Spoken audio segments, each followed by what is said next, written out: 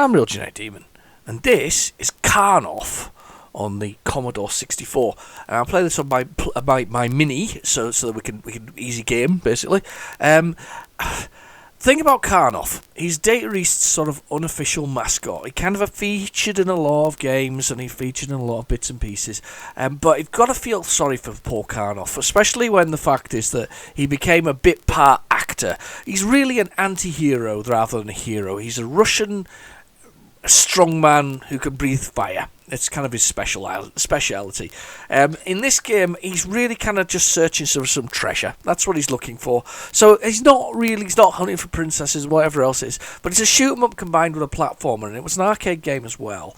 I'm hoping to do a little four-way split actually, because I've got the Commodore version, Spectrum version done, and the Amstrad version, and the arcade, kind of a mixture.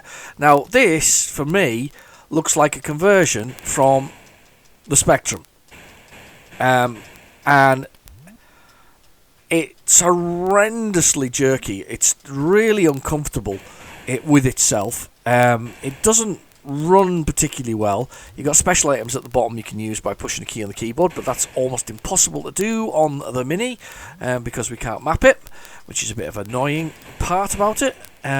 And then you've got these things. It took me ages just to get past this very start bit before anything else. Look at these boulders. How am I meant to avoid them? You're not. You're meant to shoot them. Or you're meant to shoot the dude before he shoots them. It's really tough. Hopefully I've gone far enough that I can start from that point. And watch this if it's a spawn point that it does it at. You ready for it? Yep, spawns me right in front of these, and thankfully you just have enough firepower to kill them before they kill you. And that little thing hanging from the tree there, that sort of fruit hanging from the tree there, is right. I'm gonna shoot and move. There you go, got them. Tough game. It's really uncomfortably jerky. It really is, and I don't understand quite why. It feels more like a Spectrum conversion onto the Commodore 64, and not a very good one at that. By the way, these are meant to be fireballs I'm firing here, if you can't tell. You just basically got to keep firing, and there's lots of different routes within it. There's things to disappear up and down with. It's not, as I say, I'm quite disappointed by this version. I was expecting, in a strange sort of way, I was expecting something more from it, but it's turned out to be quite painful. Those things come down on you and attack you in a horrible way. You notice I'm just firing like crazy, trying to avoid things. You can get sort of shoes that make you go faster. Karnov's got lots of those, and then he dies very simply from a simple touch from anything, because that's, of course, the way of the 80s. But we get to start right back, I think, at these things. There's a colour clash going on. There's all kinds of things going on here that just shouldn't be going on, if I'm brutally honest. Here we go, let's see if we can kill him before he spits those things at me. Yeah, there we go, got him. And there's something that drops in the bottom section here. If you wanted it, you could get it. As I go past here in a second, you'll see like a crown or a bit of armour fall. Might do it, might not. Oh no, it's not going to do it today. But there's normally a piece of sort of armour that falls below those sort of pink blocks as they go, so...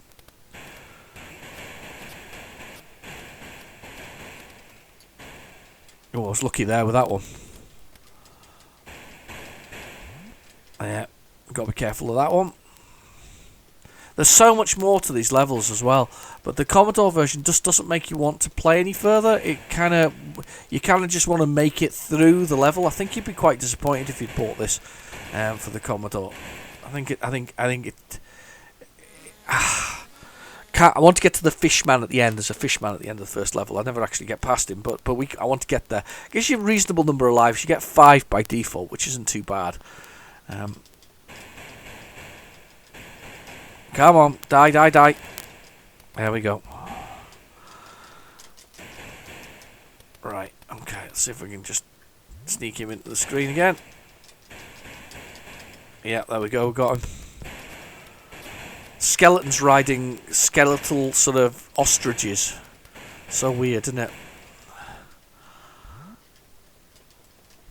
Oh. Oh, wow.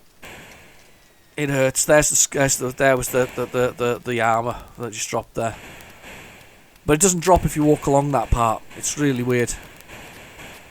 Or I've not been able to force it to spawn anyway. Right, okay, he's thrown that. Come on! Let's jump that. You're seeing a lot of the same parts, by the way. We're gonna push past it. We're gonna push on, hopefully, now and do this. Those things are horrible. They kind of loop back on you, so we'll try and get them to. Let's do that with them. There, go away. Some more now, and these guys will loop back on me in a second after they start coming down. That's it. There we go. Shoot, shoot, shoot. At least you can stagger the enemies by moving as slowly as fast as you want. You've obviously got a timer running as well low at the bottom, but it's not the end of the world. Right, this is Fish Dude now coming up. Here he is.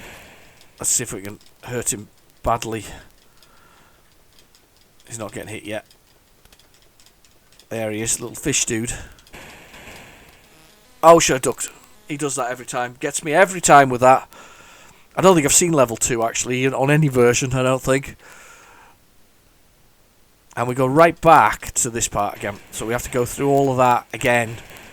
Pretty harsh. 2 checkpoints per, sort of the start level and the halfway point on each version.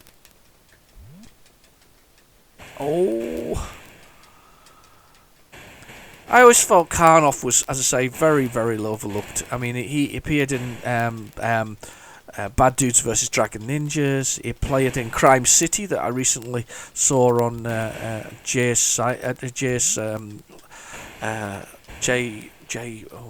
I can't remember his last name now. Jay, sorry mate. I'll put a link in the description below. He did one on there, and it was in the posters, the wanted posters with Karnov.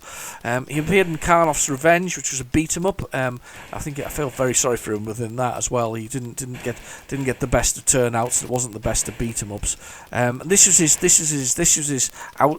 turnout. This is his premiere role. This is the one where he was out there being Karnov.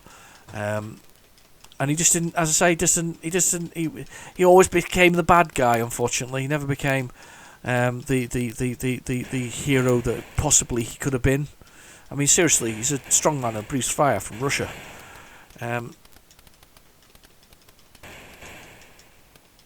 Right, I'll keep on going.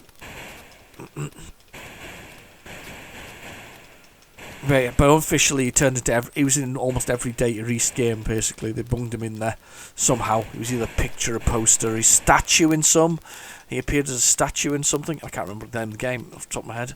But he did, he appeared as a statue. He's appeared as quite a lot actually, he's good old Karnov.